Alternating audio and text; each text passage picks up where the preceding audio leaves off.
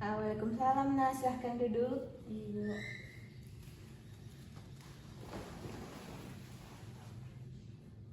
Bagaimana kabarnya hari ini, Nah? Alhamdulillah baik, Ibu.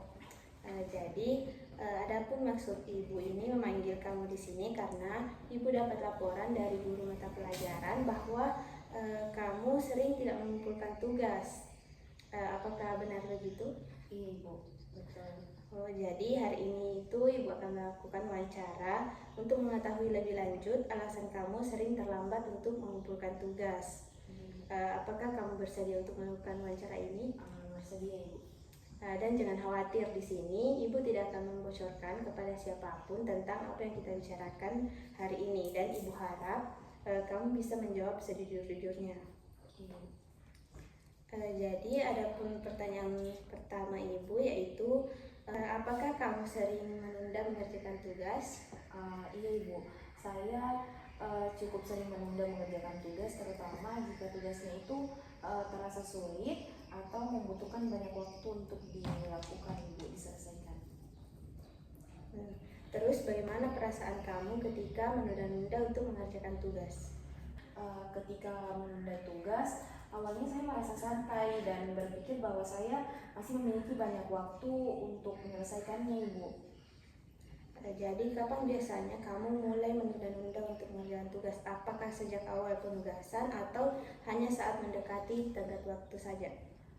Kebanyakan biasanya sih mulai menunda sejak awal penugasan, Ibu. Oh, jadi kamu menunda tugas itu sejak awal penugasan? Iya, Ibu. Terus apa aktivitas yang biasanya kamu lakukan saat menunda mengerjakan tugas? Biasanya saya lebih sering menghabiskan waktu dengan bermain media sosial, menonton video di YouTube, bermain game, atau sekedar berbaring sambil mendengarkan musik saja sih, Ibu. Oh, jadi ketika kamu menunda tugas lebih sering menghabiskan waktu di media sosial dan bermain HP. Terus apakah ada jenis tugas tertentu yang membuat kamu lebih sering menunda dibandingkan dengan tugas lainnya? Iya, Ibu, ada. Seperti tugas yang harus membutuhkan pemikiran mendalam seperti tugas matematika atau esai panjang, Ibu. Oh, jadi tugas matematika atau esai panjang. Apakah kamu merasa cemas atau stres saat menunda-nunda untuk mengerjakan tugas? Dan bagaimana bentuk kecemasannya? Iya, Ibu, saya ini sering sekali merasa cemas, terutama ketika tenggat waktu yang sudah semakin dekat. Bentuk kecemasannya itu biasanya berupa perasaan gelisah, sulit fokus, dan takut tidak bisa menyelesaikan tugas tepat waktu, Ibu. Nah, kan kamu sering merasa gelisah dan sulit fokus. Terus apa biasanya yang menjadi pemicu untuk kamu agar akhirnya mulai mengerjakan tugasnya? Biasanya, Ibu, saya baru memulai mengerjakan tugas ketika tenggat waktu sudah sangat dekat dan tidak ada pilihan lain selain menyelesaikannya. Bagaimana kondisi lingkungan belajar kamu di rumah? Apakah cukup mendukung untuk konsentrasi belajar? Lingkungan belajar saya cukup bervariasi, Bu. Terkadang saya bisa belajar dengan nyaman, tetapi seringkali saya ini merasa terganggu oleh kebisingan atau gangguan dari ponsel.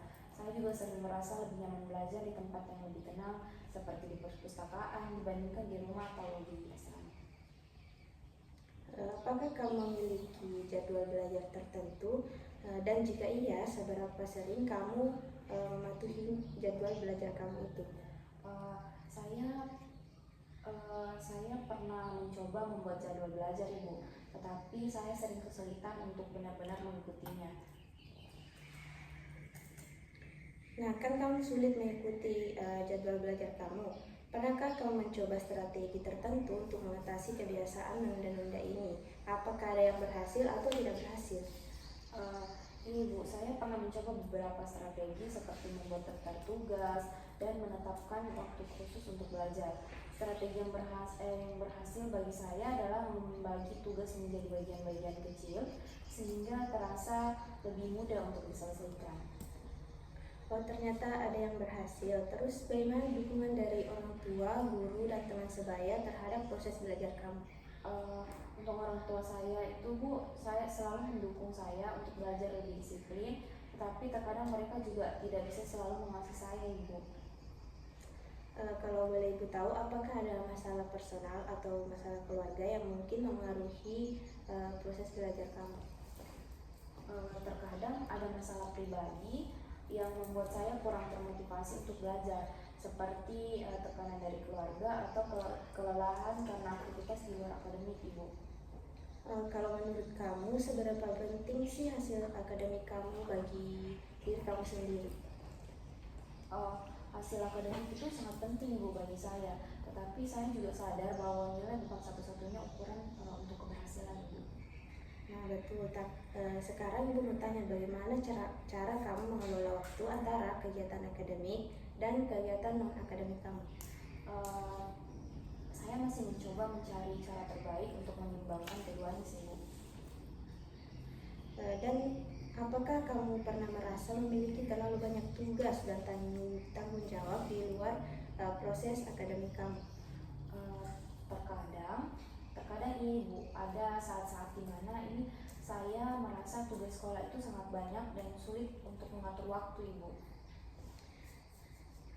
Nah sekarang bagaimana perasaan kamu ketika kamu akhirnya berhasil menyelesaikan tugas kamu tepat waktu? Saya merasa sangat lega dan bangga pada diri saya sendiri Bu. Rasanya seperti beban berat itu terangkat dan saya bisa lebih menikmati waktu luang tanpa merasa bersalah Bu. Nah itu bagus. Terus apakah kamu memiliki keterampilan yang cukup untuk mengerjakan tugas-tugas akademik?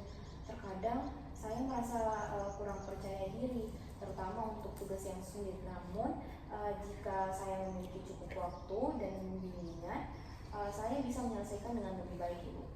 Nah sekarang Ibu mau tanya, menurut kamu apa yang akan membantu kamu mengurangi kebiasaan menunda-nunda mengerjakan tugas ini? Saya pikir memiliki lingkungan belajar yang lebih kondusif, dukungan dari teman dan keluarga, serta teknik manajemen waktu yang lebih baik akan sangat membantu Ibu. Nah sekarang bagaimana contoh gambaran ideal tentang kebiasaan belajar yang baik menurut kamu? Belajar secara konsisten, mengatur waktu dengan baik, dan tidak menunda tugas adalah kebiasaan belajar yang saya harapkan Ibu. Nah sekarang kita masuk ke pertanyaan terakhir. Jadi apa tujuan dan cita-cita akademik kamu untuk jangka pendek dan jangka panjang?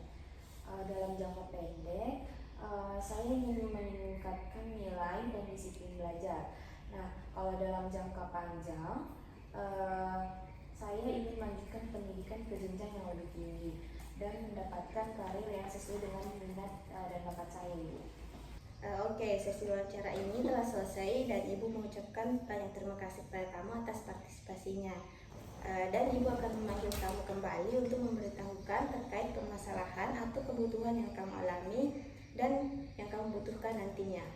Baik, sekarang kamu bisa kembali ke kelas. Baik Ibu. Assalamualaikum. Waalaikumsalam, terima kasih. Ibu.